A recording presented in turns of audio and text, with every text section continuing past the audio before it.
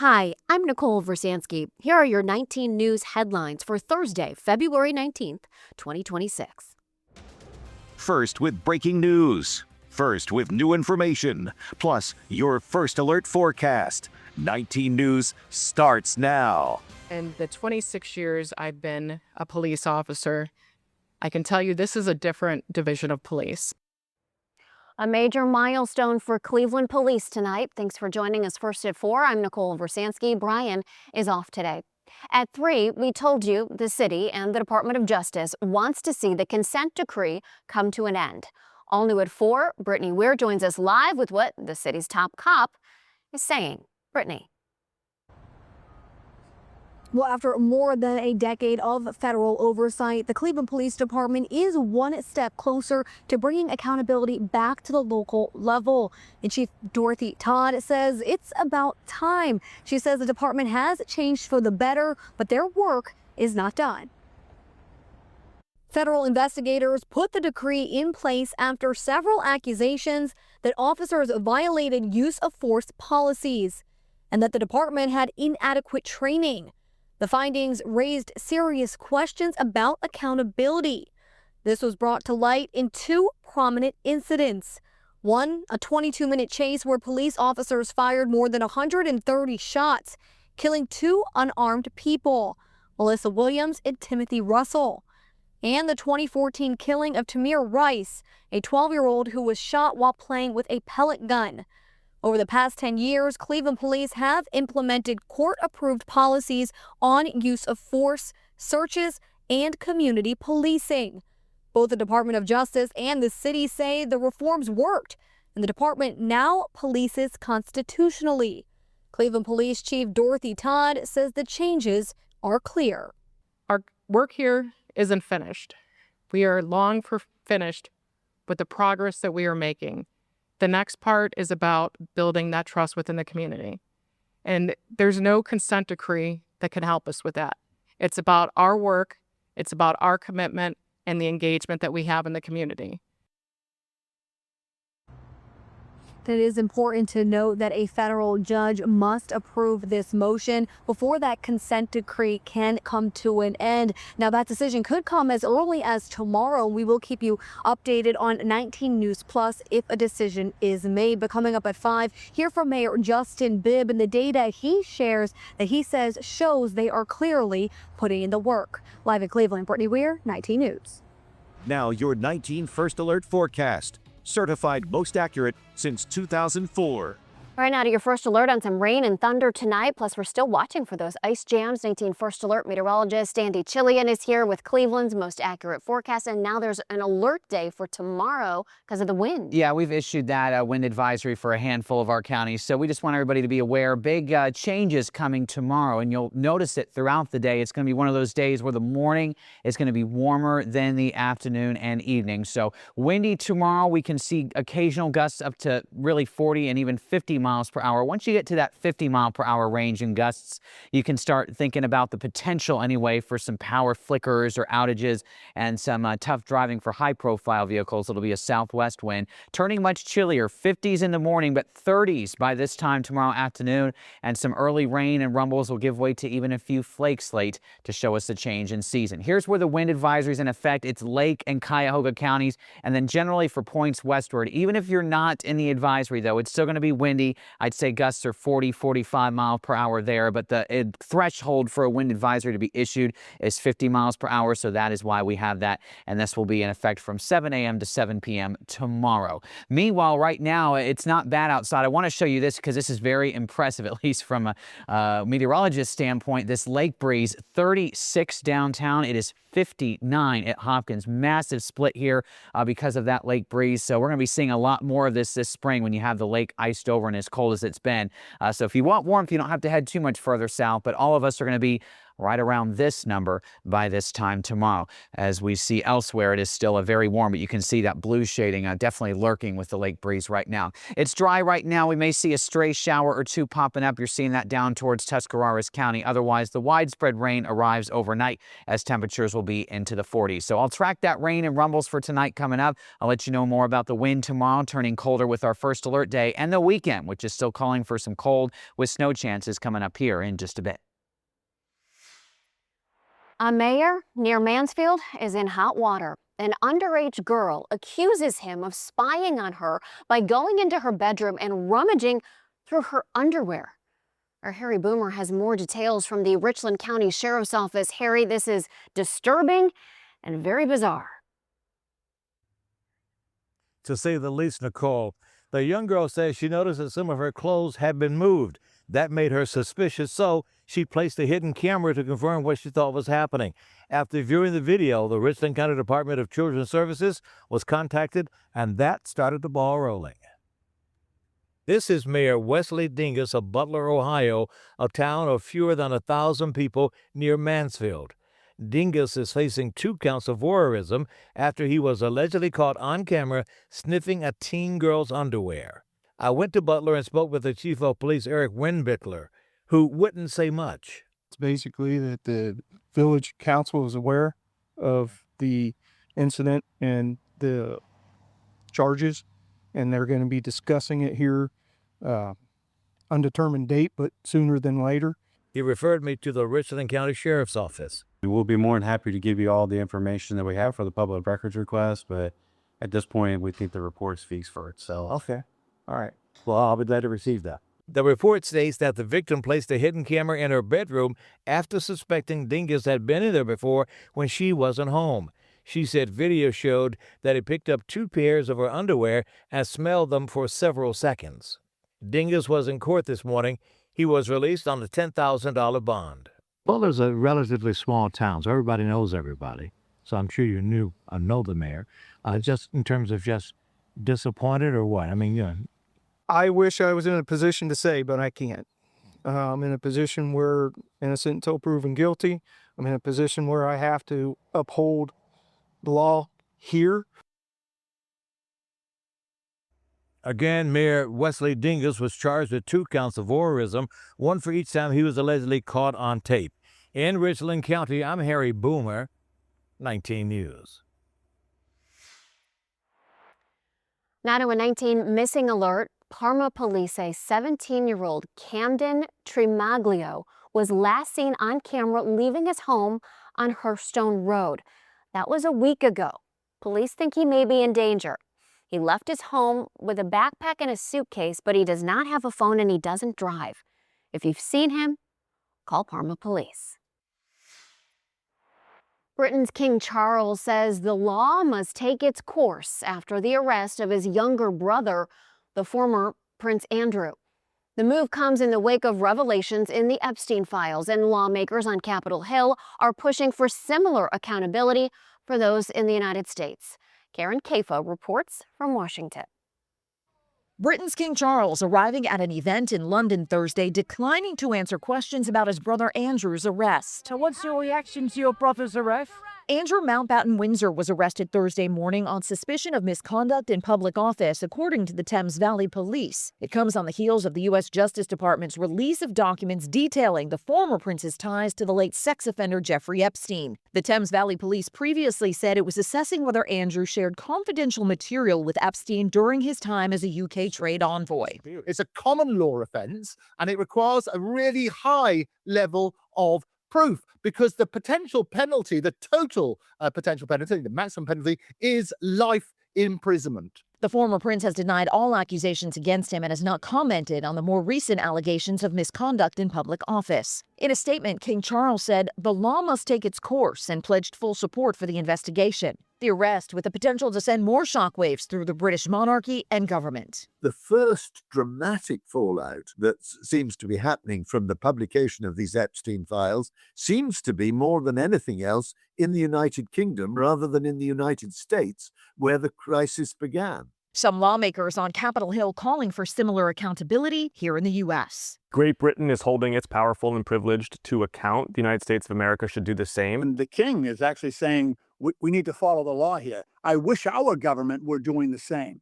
In Washington, I'm Karen Kafa. The Ohio Nurses Association sent a letter to Ohio State University leaders calling for the removal of Les Wexner's name from buildings on campus. That includes the medical center. So yesterday, a House Oversight Committee deposed Wexner about his ties to Jeffrey Epstein. A newly unredacted 2019 FBI document lists Wexner with the word co-conspirator next to his name. A Cuyahoga County Sheriff is talking to our Dan DeRose as to why he felt the need to sue County Executive Chris Ronayne. Dan DeRose joining us now. So Dan, this comes down to money and maybe a little bit of a power struggle. Yeah, a little bit of a power struggle indeed. The sheriff is trying to explain to Chris Ronayne that in our county charter, the sheriff's department is independent of anything he wants to do at the county level. That's not the way the sheriff feels he's being handled. And he says this comes down to overtime. He's not down that many deputies. The number of corrections officers, remember he's in charge of the jail, he says is down considerably from 2025. That means he has seen a 60% increase in overtime. That also has to do with the negotiated union contract that was approved by the county council. Here's what Ronayne has done. He went into the sheriff's department. He removed his fiscal department, put them out of the sheriff's department and put them into the county administration building. You'll hear more from the sheriff in a second as to why that's an issue. I've asked Ronayne for an interview. His communication staff has said while we cannot comment directly on pending litigation, we are disappointed that Sheriff Patel has chosen to waste public taxpayer money on a meritless lawsuit.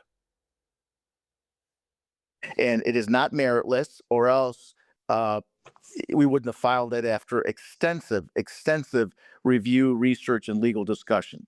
Every department director, manager, certainly sheriff, should have their own fiscal in-house. There's a myriad of functions that they perform, not just managing the budget, going over forms. We talk about contracts, a million other things that they do.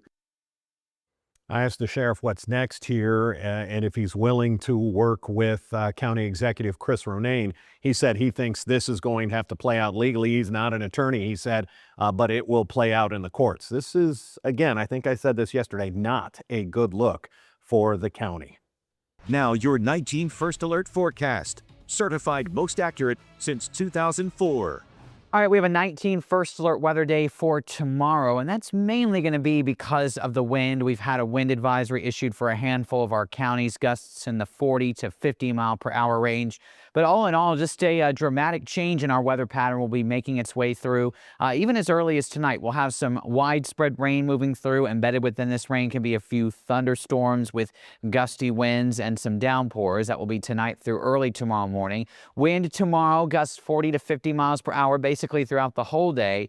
And then that's going to lead us into a much colder weather pattern. It'll actually be colder tomorrow afternoon, and then that will lead us from Saturday through Tuesday, with snow chances still looking likely on Sunday and Monday. Right now, I'm seeing a light snow accumulation, so not a major snowstorm, but the fact that it really hasn't snowed in about a couple weeks now, just getting back into the swing of things after this spring-like pattern that we've been in. So tomorrow, 52 is the high, but a word of caution, that's going to be in the morning. So that's where we start out work and school. You're going to be headed there, and it's in the 50s. We'll be in the upper 40s, 11 a.m., 42 o'clock, and then by around this time tomorrow, we're going to be in the 30s. So dress appropriately. It will be much colder when you're coming home from work and school tomorrow.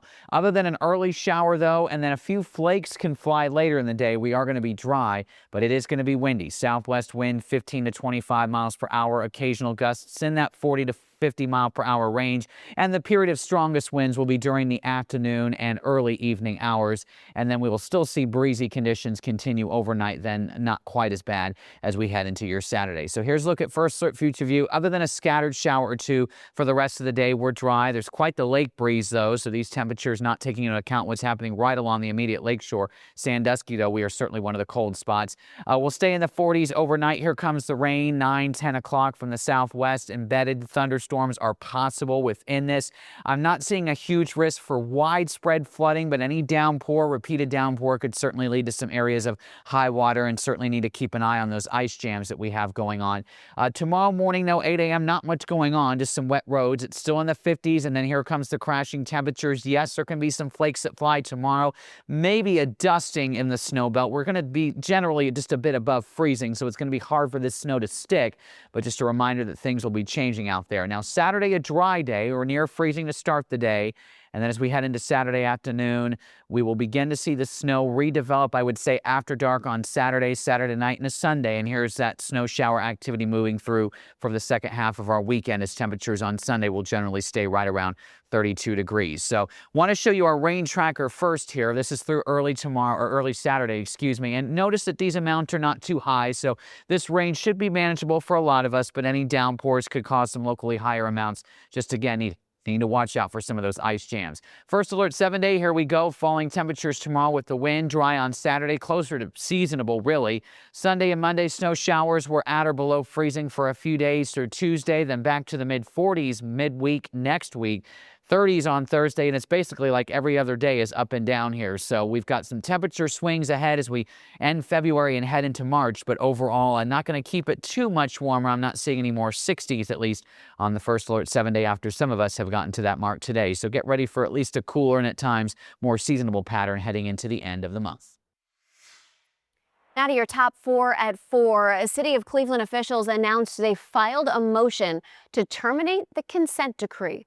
In 2015, the Justice Department ruled the police department was violating parts of the Constitution and placed it under a consent decree. Cleveland Mayor Justin Bibb said today reforms in Cleveland are self-sustaining. Compliance has become culture, accountability is locally embedded, and local oversight remains. New video from Canton police of a chase on Tuesday. Investigators say Dion Davis reportedly shot at a car at a gas station with passengers inside, including a 7-year-old child. Thankfully, no one was hurt. An officer spotted the suspect's SUV with the back window shot out. So there was a chase. You see it here. Police say Davis ditched the car, then ran into the woods, tossed a gun. Police surrounded the area and arrested him. A gun was recovered. In London, former Prince Andrew, the brother of King Charles, has been arrested for misconduct in office. This is in relation to his connection to convicted sex offender Jeffrey Epstein. Andrew turns 66 today. He has denied any wrongdoing. The royal family stripped his title of prince back in November. The Portage County APL is looking for answers after they found a dog badly hurt on the railroad tracks in Ravenna earlier this week. He had been shot twice. They rushed him to the vet, where he's now getting round-the-clock care. There is good news. He's starting to walk on his own. They're calling him Briggs. A Virginia third grader is using his own personal experience with autism to help kids like him in an emergency situation. 9-year-old Ledger Mann is putting together bags filled with sensory items to help keep kids on the spectrum calm if they're ever in a tough spot. The idea came about when his dad, as a police sergeant, responded to a call for a missing autistic child. When he got home from work, he asked his own son what he would have wanted from rescuers. I said, what kind of bag would you like? And he said, something that's clear that we would have all kind of stuffed animals and fidget spinners and different things inside of it. They're clear because the kids can just point them out. Ledger and his dad assembled 52 clear bags. They cost about $35 each. Ledger initially used his own money, but since they've collected funds from local organizations to get bags in the hands of as many first responders as they can. A repeat drunk driver faced a judge today. He's accused of leaving a 65-year-old woman hospitalized with devastating injuries and killing her dog. Jessica Page's family packed the courtroom, demanding justice. Vic Gideon was there. Signs of support outside the courthouse. Inside, Jessica Page's family watches as the man accused of nearly killing her faces a judge. Her brother saying this wasn't Sean Bankston's first offense. We felt this gentleman has multiple offenses, a couple OVIs. He's driven under suspensions, and we're hoping that other families don't have to go through this. 34-year-old Bankston appeared via video. He's being held on a $250,000 bond. Prosecutors say Bankston was drunk when he hit 65-year-old Jessica Page just days before Christmas. She was walking her dog, Ishi, near her Amherst home. Ishi died. Mr. Bankston, do you have an attorney? Oh, none. Can you afford an attorney? No, no. Would you like the court to appoint an attorney for you? Yes, I am. Jessica remains hospitalized, suffering from broken ankles, ribs, a fractured vertebrae, and skull. Animal rights advocates pushed for justice, too. They gathered petition signatures. Prosecutors added an animal cruelty charge. We just thought it was important for Jess to have that little bit of peace of mind that Ishi's life, mattered. My sister was a lucky one because she wasn't killed. It is not right because she's tortured every day. The quest for justice for Jessica Page and Ishi continues next week when Sean Bankston makes his next appearance in Lorain County Common Pleas Court with his court-appointed attorney. In Elyria, Vic Gideon, 19 News. The father, accused of using his daughter as a human shield during an arrest, pleaded not guilty today. I need you to set your daughter down. I'm not setting my daughter down. 16. You need to stop walking away. In the head. Quit. The video is alarming. Ty Gracie is charged with endangering children, disorderly conduct, and more. Jackson Township Police were called to Bubba's restaurant Monday. Officers said Gracie was drunk, caused a scene, threatened an employee. No one was hurt. Gracie's bond was set at $5,000. There's a pack of dogs on the loose and on the move between Lake and Ashtabula counties. The Lake County Dog Shelter said there's a total of 6 dogs within the pack. They've been spotted roaming between the northeastern part of Lake County and northwestern portion of Ashtabula County. They have killed chickens that were in a pen, so the shelter is warning people in the area to watch their property. At least 8 skiers have been found dead and 1 is still missing following the deadliest U.S. ski-related avalanche in California history. Questions are now being raised about why the group was on the mountain in the first place, with crews still attempting to retrieve the bodies. Gwen Baumgardner reports. Severe weather is hampering recovery efforts about 10 miles north of Lake Tahoe, 2 days after a devastating avalanche. Someone saw the avalanche, yelled avalanche, and then it overtook them. Rescue teams have located the bodies of 8 skiers who were taken out by the slide near Castle Peak Tuesday, but a 9th, presumed dead, remains missing. Our mission now is to get them home. The men and women between the ages of 30 and 55 were on the last day of a 3-day backcountry trip and had spent 2 nights in huts when a monster storm dumped up to 7 feet of snow in the region. My first thought was why? Kurt Gensheimer was among the experienced skiers who decided to leave the area ahead of avalanche warnings. This storm is raging. These guides are experts. They know the terrain, they know the conditions, they know the risks. Officials say one of the 9 victims was married to one of the rescuers. The other 6 members of the group were found alive after reportedly seeking refuge in trees. They suffered some sort of injuries during the avalanche itself. The Sierra Avalanche Center monitoring conditions had issued an avalanche warning just hours before disaster struck. Recovery teams are not expected to go back out until the weather clears. Gwen Baumgardner, CBS News. Late yesterday, Sugar Bowl Resort confirmed multiple victims in this week's deadly avalanche had connections to the ski resort as well as its elite ski academy. I'm Nicole Versansky. Thanks for listening. Make sure to subscribe for the latest headlines every weekday. And be sure to stream newscasts on demand on our free 19 News Plus app.